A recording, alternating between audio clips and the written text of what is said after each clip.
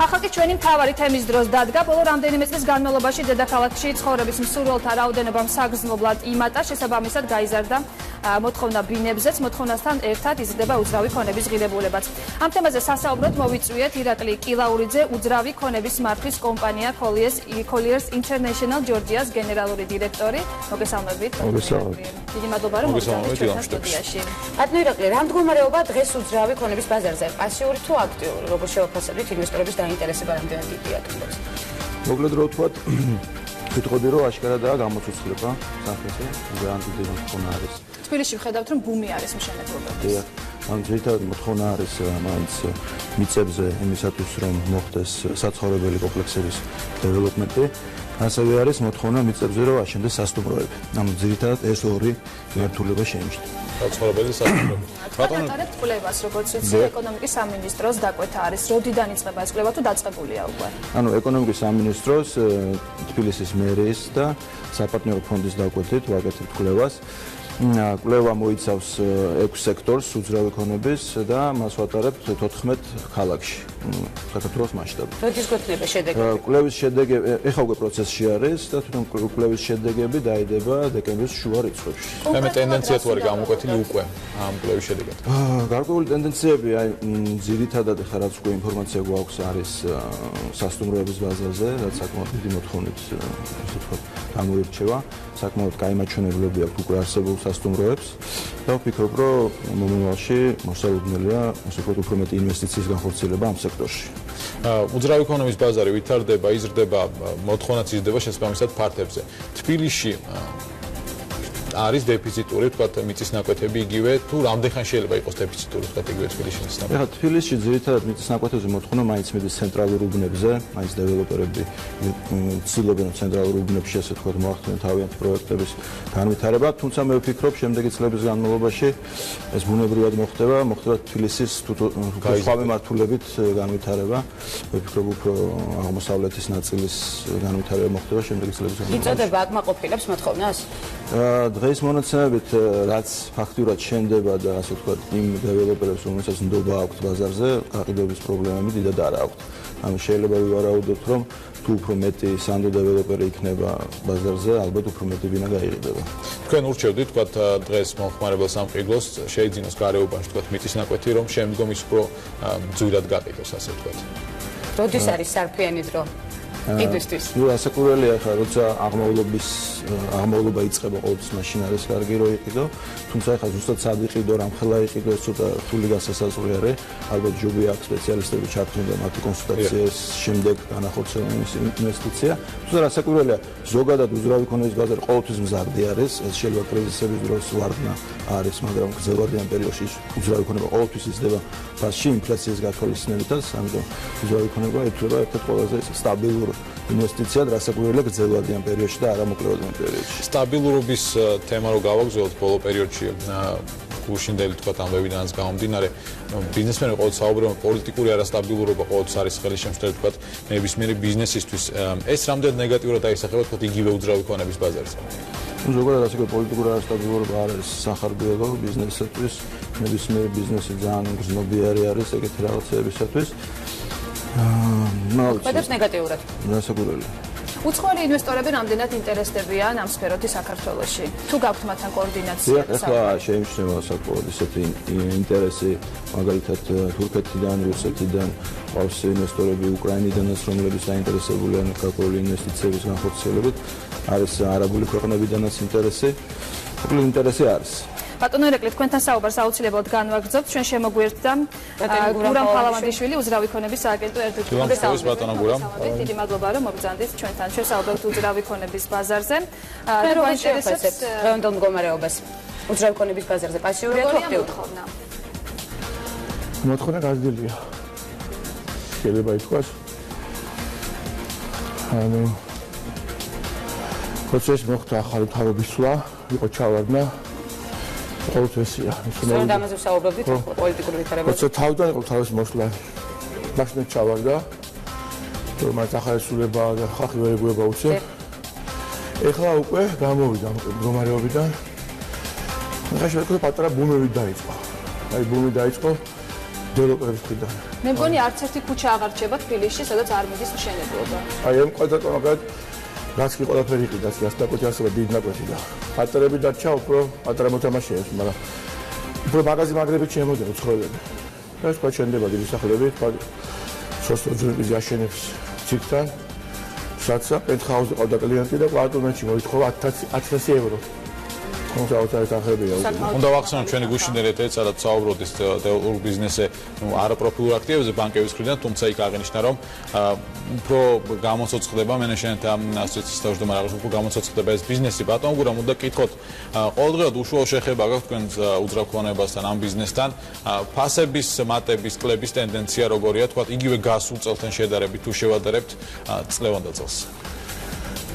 ну მატება ანუ ფასი იმატებს თუ ცხოვრებაში უძრავქონება ფასი იმატებს თუ ცხოვრება სტაბილურდება რა თქვა პური ძვირდება ცუდი ნიშანია თუმცა უძრავქონება იზრდება მაშინ კაი ნიშანია რა თქვა ლონდონში ძვირია დაუშვათ და რაღაც სომალიაში აფია თუ კაი ცხოვრება ანუ პლუს კიდე მოხდა ბანკებში პოზიტების დაწევა რეალურად ამანაც იმოქმედა კლიენტებზე პულს აღებაკდა შეუძლია იპოთეკურ შესახებზე გულისხმობ კი ანუ ფასები იმატებს სერიოზულად უბნების მიხედვით თუ არის სხვაობა რადიკალური უბნების მიხედვით თუ არის სხვაობა რადიკალური რა თქმა უნდა არა ყველგან იმატებს თავისთავად ყველგან ერთნაირად იმატებს მაგრამ ყველაზე კარგი არის თქვა მოთხოვნადი დღესდღეობით გდანი ვაკეთილი იმიტომ რომ მანდი იაფია და მოთხოვნა დიდად სწრაფად იყიდება ძალიან სწრაფად და შენდება ჰაერი იყიდება ამის მერე საბურთალო და შემდგომ ელექტრონული ბინები, რომლებიც ასევე სადაც უფრო ძვირი ღირს ბინები. ჩვენ გვაქვს გრაფიკული მონაცემი და თვალშეცემია სხვაობა თქვა იგივე ვაკეში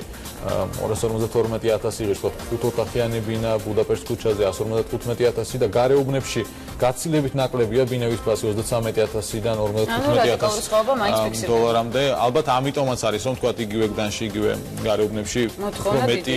მაგრამ კვადრატული მეტრი 600 დოლარზე იაფი 100-ად აღარ აქვს პრინციპში. 600-700 ყველგან. იგივე ნაძალადევის რაიონში მე სადაც ვცხოვრობ 600-650 დოლარი. ეს კარგი, ანუ რა ტენდენცია თავისთავად ძვირდება რაღაც ცუდია, მაგრამ ეხლა ჩვენ მარტო ყიდვა არ გვინდა, რა ყიდვაც ხო? თუ თქვა ჩვენი სახელი სოფელში ძვირდება და ადეკვატური ფასი თქვა იმით იყიდი არა ველოსიპედს, არა თქვა რაღაცა ბიზნესი დაიწყო, კარგია უკვე. რუსთავში ვინმე ღირდა, მე დავიწყე ბიზნესი 2 ოთახიანი ბინა 200 დოლარი. თუ ადეკვატური ფასია და სულ არა კარგი აფია.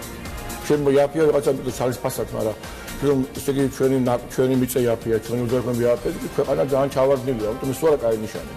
ბატონ გურამ, მე მაინტერესებს მოსახლეობის მოთხოვნა. ვფიქრობ, რომ გარკვეული ნაწილი მოსახლეობის ფიქრობს, რომ ის მიერ შეძენილი უძრავი ქონება იყოს შემდგომში აქტივი. სად ურჩევთ თქვენ მათ ბინების ან კომერციული ფართის შეძენას?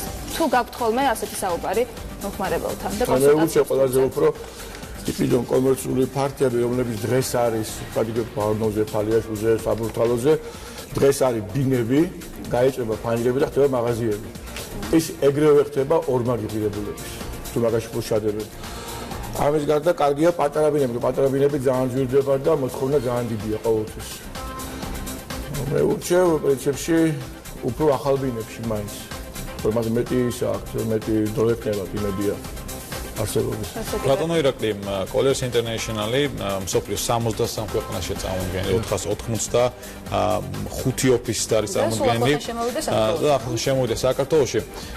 საუბარი იყო იმ დროს, როცა Colliers შემოვიდა, შეხვდა პრემიერ-მინისტრიც, იყო ძალიან ბევრი შეხვედრა ქართულ ბიზნეს სექტორის წარმომადგენელთანაც, რომ ქართული ბაზარი უძრავი ქონების იგივე ბევრ ევროპულ ქვეყანასთან შედარებით უფრო მზარდია.